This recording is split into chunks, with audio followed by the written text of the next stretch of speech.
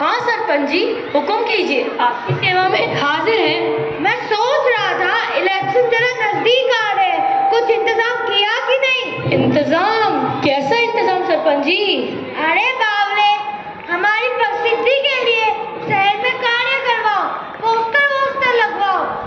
सोचो सोचो सोचो, आ गया। अरे क्या आ गया? सरपंच जी आइडिया आ गया। कैसा आइडिया? मैं तो कहता हूँ कि आपके नाम के स्टैम्प बनवा लेते हैं। अरे बावले, इंटरनेट के जमाने में चिट्ठी पत्री कौन भेजता है, और मैं नहीं चाहता लोग मेरे मुंह पे थूक लगाए। सरपंच जी, मान लीजिए कि आपकी मृत्यु हो जाए। अरे क्यों मानते? अरे बस मान लीजिए, फिर तो आपको कोई याद नहीं रखेगा। बात तो तू ठीक है, तो फिर क्या किया जाए? मैं तो कहता हूँ कि आपकी बड़ी सी मूर्ति बनवा लेते हैं। चलो बनवा लेते हैं, लेकिन लगवाएंगे कहाँ पे? हर नाले पर, हर गटर पर, और शहर के हर कूड़े घर में होगी आपकी मूर्ति। चल पगली, मैं नहीं चाहता मेरी मृत्यु के बाद में कूड़ेदान में खड़ा रहूं। कहीं साफ सुथरी जगह देखो जहाँ लोग मेरी मूर्ति देखने आए। अरे सरपंच जी, मेरे पास एक आइडिया है। सेंट्रल पार्क के सेंटर में आपकी मूर्ति। वाह भाई वाह, सारी अकल आ गई है। सेंट्रल पार्क के एकदम सेंटर में हमारी मूर्ति।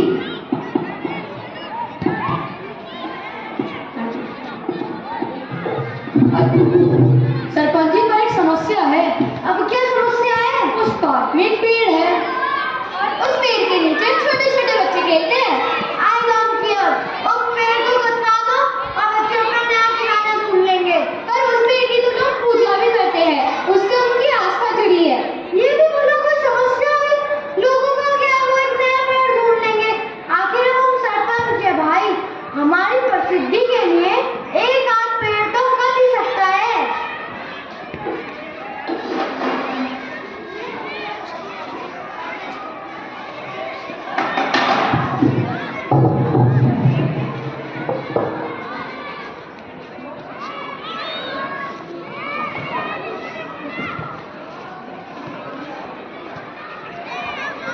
हमारा सरपंच कैसा हो? भैया जी के जैसा हो। हमारा सरपंच कैसा हो?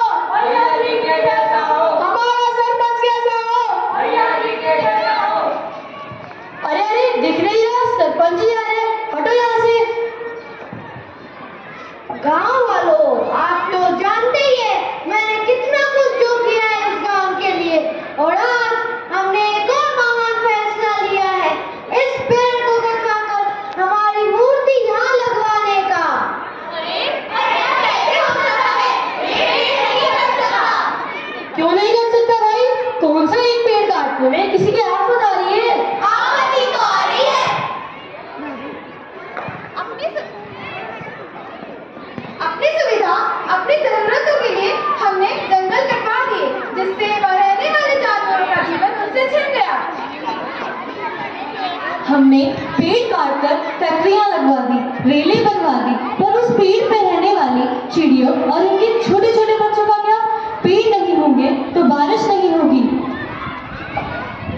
पेड़ नहीं होंगे तो ताज़ी हवा नहीं मिलेगी। अरे अरे, बहुत हुआ वाद-विवाद। कल से इस पेड़ को कटवाने का कार्य शुरू कर दिया जाएगा। चलिए सरपंच जी।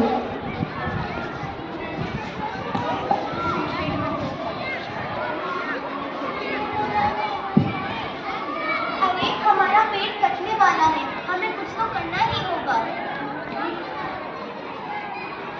अरे भाई, ये रोने धोने से ना कुछ भी नहीं होने वाला है।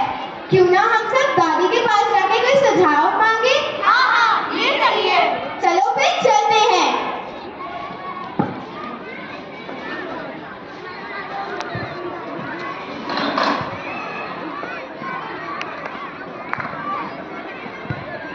नमस्कार दादी जी। नमस्कार बेटा। दादी जी, हमारी सहायता कीजिए, हम पर एक बहुत बड़ी समस्या आन पड़ी है। कैसी समस्या? हमारा प्रिय पेड़ जो कि सेंट्रल पार्क में है, वो सरपंच जी की वजह से कटने वाला है। आप हमें बताइए, आपने अपने जमाने में पेड़ों को कटने से कैसे बचाया था? हमारा मार्गदर्शन कीजिए दादी जी। बेटा, हम सब ने अपने पेड़ों को बचाने के लिए अपनी जान पर खेलकर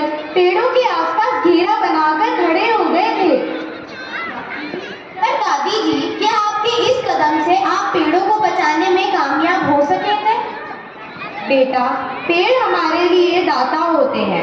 वे हमें कितना कुछ देते हैं और बदले में हमसे कुछ नहीं मांगते हैं। पेड़ हमारे लिए भाई बहन समान होते हैं। और आप ही बताइए कि आप अपने भाई बहन को या किसी भी परिवार के सदस्य को इस प्रकार संकट में छोड़कर जा सकते हैं? नहीं दादी जी, बिल्कुल नहीं। तो इसीलिए हमने यह कदम उठाया था। बेटा, हाँ बेटा, अंग्रेजों के प्रति हमारा यह प्रेम और पर्यावरण के प्रति हमारा यह क्रोध देखकर अंग्रेजों को वहां से जाने पर मजबूर ही कर दिया था। धन्यवाद दादी जी, आपकी कीमती बातें के लिए।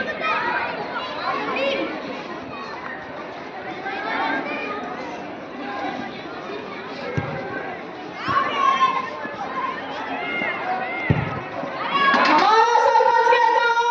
भैया जी के जैसा हो। हमारा सरपंच कैसा हो? भैया जी के जैसा हो। हमारा सरपंच कैसा हो? भैया जी के जैसा हो। अरे अरे, तुमने सरपंच जी की कुर्सी धूप में क्यों लगा रखी है?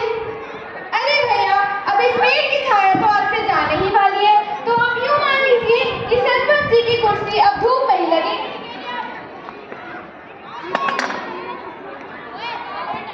अरे अरे, मैं तो कहती हूँ सरपंच जी को रोजाना 1 घंटे धूप में बैठने की आदत डाल लेनी चाहिए। अरे अरे, वो सब ठीक है, हम यहाँ बैठ जाएंगे। तुम मजदूरों को कॉल करके पूछो वो कब तक आएंगे।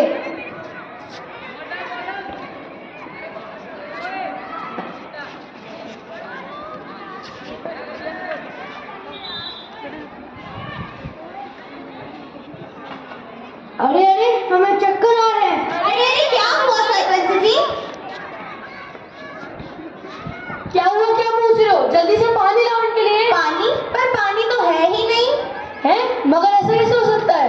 अरे हमारे सरपंच जी के राज में सब हो सकता है। पेड़ इतने काटे गए हैं कि समय से बारिश नहीं होती है। इसी वजह से कुआं सूख चुका है। हम पानी कहाँ से लाए? अरे अरे, इनको बहुत कमजोरी आ रही है, इनके लिए कोई खाना लाओ। अरे भैया, अगर पेड़ में बारिश नहीं होगी तो खेती कैसे होगी? और अगर खेती नहीं होगी तो खाना कैसे आएगा? वो सब छोड़ो, आप तो मजदूरों को बुलाओ। अब ये धूल, इतनी धूल कैसे उड़ने लगी? हम कोई रेगिस्तान में तो रहते नहीं। अरे सरपंच जी, ये भी आपके पेड़ कटवाने का ही नतीजा है। अब आप पेड़ इतने कटवाओगे तो जाहिर सी बात है कि धूल तो उड़ेगी ही, और उड़ेगी तो बनेगा ना रेगिस्तान। क्या इतना सब कुछ सिर्फ पेड़ काटने की वजह से हो रहा है? हाँ सरपंच जी। हाँ सरपंच जी, चलिए आप तो पेड़ कटवाइए। अरे ये क्या कह रहे हो? इतना सब कुछ होने के बाद कोई पागल ही होगा जो ये पेड़ कटवाएगा। पर सरपंच जी, आपकी मूर्ति का क्या?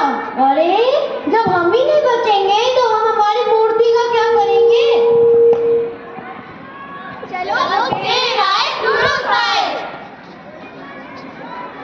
हमारा सरपंच कैसा हो? भैया जी के जैसा हो।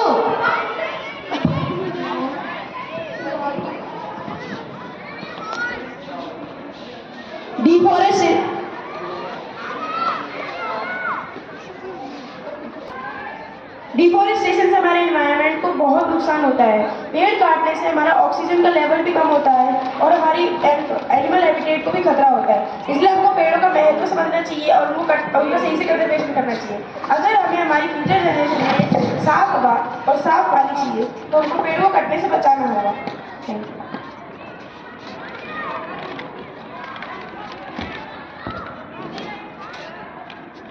पेड़ काटने की ना करना भूल, यह कार्य नहीं है प्रकृति के अनुकूल। Tell life one tree. Trees are the roots of our existence. 1, 2, 3, let's plant more tree. Planting forest is planting life. पेड़ होंगे तो हरियाली होगी, तभी पृथ्वी पर खुशहाली होगी। अपना सच्चा धर्म निभाए, पेड़ बचाकर कर्तव्य निभाए। The tree are very precious. Save them, they need us. Raise your voice against deforestation.